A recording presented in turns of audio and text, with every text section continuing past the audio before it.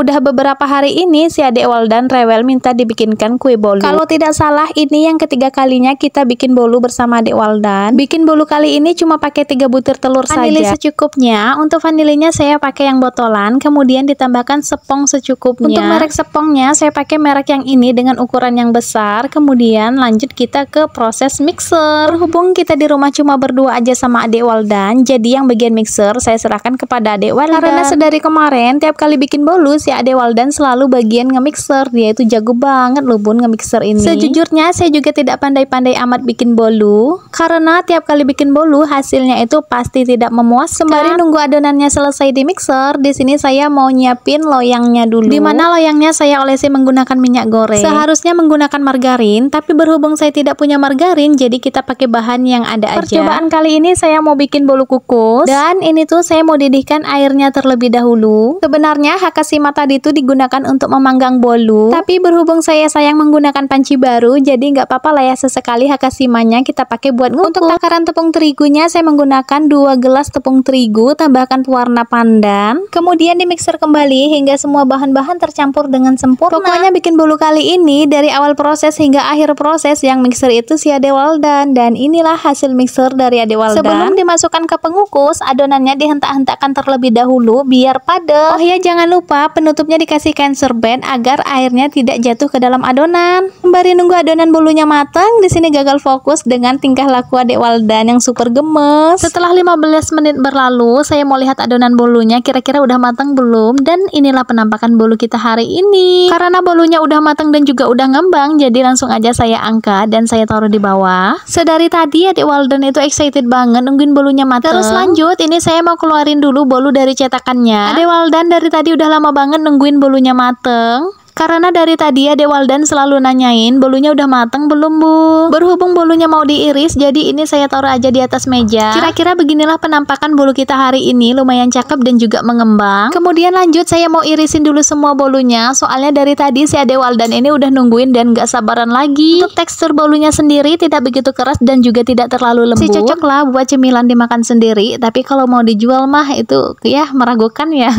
Nah ini tuh si adik Waldan udah gak sabaran lagi dan dia itu langsung nyomot aja. Saya lebih senang cemilan anak-anak bikin sendiri daripada beli. Karena rebung yang kita dapat kemarin itu banyak sekali, jadi hampir setiap hari lauk makan kita itu rebung. Tapi sebelum itu saya mau masak telur orak-arik buat makan adik Waldan dulu. Entah kenapa tiap kali makan anak saya itu maunya cuma sama telur aja. Apalagi adik Waldan tiap kali makan lauknya telur orak-arik sama kecap. Walaupun saya udah masak lauk yang lain, tapi pilihan mereka tetap jatuh kepada telur orak-arik. Setelah masak lauk untuk adik Waldan, di sini lanjut lagi saya mau siap-siap buat masak rebung lagi. Karena di kulkas adanya cuma ikan asin, jadi untuk campuran rebung kali ini kita pakai ikan asin lagi ya. Untuk ikan asin yang saya pakai yaitu ikan asin jenis ikan belida. Seperti biasa sebelum masak saya mau siapin dulu per bumbu-bumbuannya. Kemarin itu saya dikasih cabai sama tetangga yang mana beratnya itu hampir setengah kiloan. Jadi saya masak hari ini pakai cabai rawit yang dikasih sama tetangga kemarin. Karena ikan asinnya agak alot, jadi saya motongnya pakai golok. Soalnya kalau mau dipotong pakai pisau itu nggak kuat. Tapi walaupun alot, ikan asin ini tuh kalau udah digoreng enak banget dan juga lembut. Nah ini dia rebung yang kita cari di kebun kemarin. Karena saking banyaknya rebung yang kita dapat, hampir 1 minggu ini kita makannya lauk rebung terus. Dikatakan bosan juga tidak, karena kita semua suka sama rebung.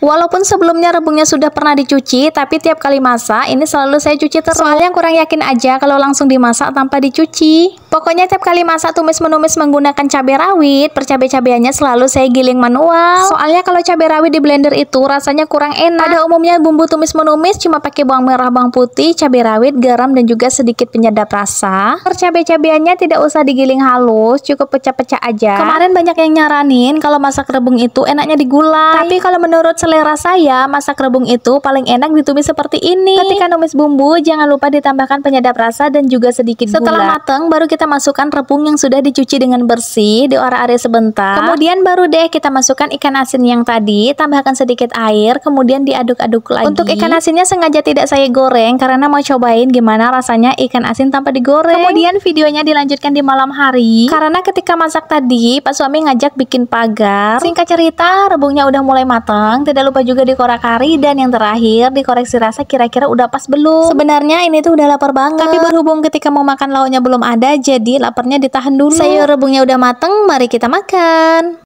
Gue tunjukin tempoyak gendut asli durian, enak sekali. Lah dia tempoyak gendut asli durian 50.000.